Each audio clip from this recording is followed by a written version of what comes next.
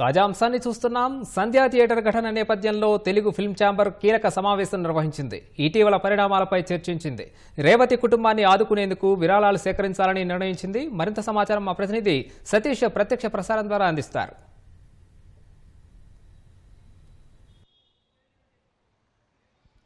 సంధ్యా theatre ఘటన నేపథ్యంలో ఈరోజు తెలుగు ఫిలిం ఛాంబర్లో తెలుగు రాష్ట్రాల ఎగ్జిబిటర్ల కీలక సమావేశం జరిగింది. థియేటర్ల వద్ద జరిగినటువంటి ఘటనలు కావచ్చు, తదుపరి తీసుకునేటువంటి చర్యల మీద ఈసీ సమావేశంలో చాలామంది సభ్యులంతా కూడా కీలకంగా చర్చించారు. అయితే ఇందులో ప్రధానంగా తెలంగాణ రాష్ట్ర ప్రభుత్వం థియేటర్లకు సంబంధించినటువంటి బెనిఫిట్ షోలు, టికెట్ ధరల విషయంలో తీసుకున్నటువంటి నిర్ణయాన్ని ఇరు రాష్ట్రాల ఎగ్జిబిటర్లు స్వాగతించడం జరిగింది. ఇది సముచితమైన నిర్ణయం అంటూ తెలంగాణ ముఖ్యమంత్రి రేవంత్ రెడ్డితో పాటు సినిమాటోగ్రఫీ మినిస్టర్ కోమటిరెడ్డి వెంకటరెడ్డికి ప్రత్యేకంగా కృతజ్ఞతలు తెలపడం జరిగింది. అంతేకాకుండా ఈ నిర్ణయాన్ని తెలంగాణలో అమలు చేసేటువంటి ఈ నిర్ణయాన్ని ఏపీలో కూడా ప్రభుత్వం పరిశీలన చేయాలని కూడా వినవిస్తూ త్వరలోనే వినతి పత్రం ఇవ్వడానికి కూడా అక్కడ ఉన్నటువంటి ఎగ్జిబిటర్లు ప్రతిపాదనలు సిద్ధం చేశారు. ఒక స్టాండర్డ్ ప్రైజ్లో అంటే టికెట్ ధరల విషయంలో ప్రేక్షకుడిని మోసపుచ్చొద్దు, ఎక్కువ సంఖ్యలో థియేటర్లు వచ్చి సినిమాను ఆస్వాదించేలా ఉండాలి అంటూ నిర్మాతలు భారీ బడ్జెట్తో తీసేటువంటి సినిమాలకు టికెట్ ధరలు పెంపు కాకుండా ఒక స్టాండర్డ్ ప్రైజ్లో ఏ పెద్ద అగ్ర హీరో కావచ్చు, ఎన్ని కోట్ల రూపాయలతో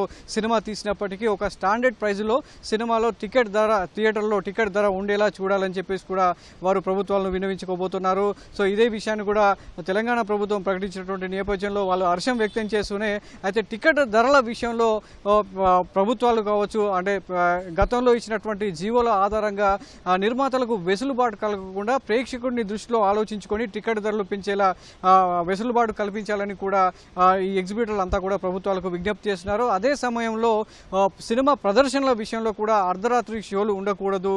బెనిఫిట్ షోలు గతంలో ఒక సహాయం కోసం ఏర్పాటు చేసేటువంటి బెనిఫిట్ షోలు రాను అవి పద్ధతి మార్చుకొని కేవలం లాభార్జన ధ్యేయంగా ఇటు అభిమానులు కావచ్చు, ఇటు నిర్మాతలు కూడా ఏకంగా ప్రభుత్వాల దగ్గర వెసులుబాటు తీసుకొని బెనిఫిట్ షోల పేరుతో ఆదాయాన్ని దండుకోవడమే మార్గంగా ఈ షోలు నిర్వహించడం జరుగుతుంది. ఈ పద్ధతి మారాలని కూడా ఒక ప్రతిపాదన సిద్ధం చేయడం జరిగింది. అందులో భాగంగానే సినిమాటోగ్రఫీ యాక్ట్ ప్రకారం ఉదయం 6 తర్వాతనే సినిమాల ప్రదర్శన ఉండాలి తప్ప అర్ధరాత్రులు అనేది సినిమాలు ప్రదర్శించకూడదని కూడా ఒక ప్రతిపాదన సిద్ధం చేశారు. తమిళనాడులో ఈ విధానాన్ని ఇంకా కూడా అమలు చేస్తున్నారు. అదే తరహాలో జరిగితే సంధ్యా థియేటర్ లాంటి ఘటనలు పునరావృతం కావు. ప్రస్తుత పరిస్థితుల్లో జనాలు థియేటర్లకు పెద్ద తండోపతండాలుగా వచ్చేటువంటి పరిస్థితి లేదు. అయినప్పటికీ సంధ్యా థియేటర్ వద్ద కేవలం హీరోను చూసేందుకు చుట్టుపక్కల ప్రజలంతా కూడా ఇలాంటి అభిమానులంతా కూడా పెద్ద సంఖ్యలో రావడం వల్లే ఇలాంటి ఘటన జరిగిందని ఎగ్జిబిటర్లంతా కూడా అభిప్రాయపడ్డారు. ప్రస్తుతం థియేటర్కు వచ్చేటువంటి ప్రేక్షకుడు ఆన్లైన్ ద్వారా టికెట్ కొని వారు మాత్రమే వస్తున్నారు తప్ప ఇతరులు రావడం లేదు అనేది కూడా వారు అభిప్రాయపడ్డారు. సో అంతేకాకుండా థియేటర్ల విషయంలో కూడా తగిన జాగ్రత్తలు తీసుకున్నాము. దీనికి సంబంధించి సంధ్యా థియేటర్ వద్ద జరిగిన ఘటనకు సంబంధించి ప్రభుత్వం తగిన సూచనలు సలహాలు ఇచ్చినటువంటి నేపథ్యంలో ప్రతి థియేటర్ వద్ద కూడా ఇరు రాష్ట్రాలకు సంబంధించి కూడా అన్ని జాగ్రత్తలు తీసుకోబోతున్నట్టుగా కూడా వాళ్ళు ప్రకటించడం జరిగింది. అయితే థియేటర్ల టికెట్ ధరల పెంపు అనేది చాలా ఇటు ప్రేక్షకుడు కావచ్చు, ఇటు ఎగ్జిబిటర్లుగా థియేటర్ యాజమాన్యాలకు తీవ్రంగా నష్టం చేకూరుస్తుంది. ఈ విషయంలో నిర్మాతలు కూడా ఆలోచించాల్సిన అవసరం ఉంది. ఎక్కువ సంఖ్యలో ఒకే రోజు భారీ ఎత్తున అన్ని థియేటర్లో సినిమాను వేయడం వల్ల 3 రోజుల్లోనే వాళ్ళు పెట్టినటువంటి బడ్జెట్ను రాబట్టుకునే ఆలోచన చేస్తున్నారే తప్ప సినిమాను ఎక్కువ రోజులు ఆడించేటువంటి విషయంలో వాళ్ళు నిర్ణయం తీసుకోలేకపోతున్నారు. ఆ దృష్టితో ఆలోచించలేకపోతున్నారు. దానివల్ల ఇటు థియేటర్లు కావచ్చు, సామాన్య ప్రేక్షకులు నష్టపోతున్నారు. ఉదాహరణకు పుష్ప 2కు సంబంధించి పెరిగినటువంటి టికెట్ల రేట్ల వల్ల వాళ్ళు 2వ వారం కూడా దాదాపు 1100-1500 టికెట్ ధర ఉందనేది ప్రేక్షకుల్లో ఒక అభిప్రాయం కలిగింది. దానివల్లే సినిమాకు ఆంధ్రప్రదేశ్లో కావచ్చు, తెలంగాణలో రావాల్సినటువంటి వసూళ్లు రాలేదని కూడా ఎగ్జిబిటర్లో ఒక అభిప్రాయం వ్యక్తం చేశారు. ఇదే కనుక పునరావృతం అయితే పూర్తి స్థాయిలో ప్రేక్షకుడు థియేటర్కు దూరమయ్యే అవకాశం ఉంది.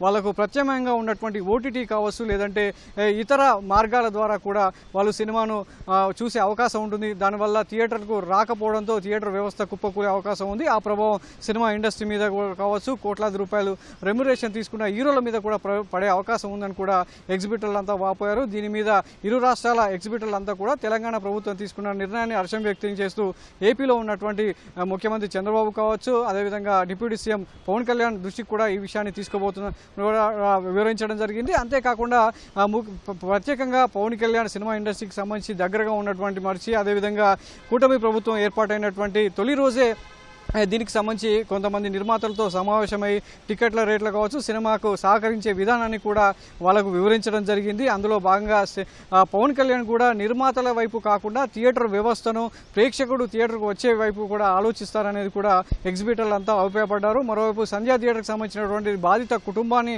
ఆదుకునేందుకు కూడా ఎగ్జిబిటర్లు తెలంగాణ రాష్ట్ర ఎగ్జిబిటర్స్ అసోసియేషన్ కూడా ఒక కీలకమైనటువంటి నిర్ణయం తీసుకుంది. తమ సభ్యులందరికీ కూడా ఆ బాధిత కుటుంబాన్ని ఆదుకునే ఆర్థిక సాయాన్ని అందజేయాలని కూడా విజ్ఞప్తి చేయడం జరిగింది. ఇలా ఈ ఘటనకు సంబంధించి ఒక తెలంగాణ ఎగ్జిబిటర్ అసోసియేషన్ అనేది ఒక నిర్దిష్టమైనటువంటి టికెట్ ధర ఉండాలని కూడా ఏకగ్రీవంగా అంతా కూడా ప్రతిపాదనలు సిద్ధం చేయడం జరిగింది. Vote studio.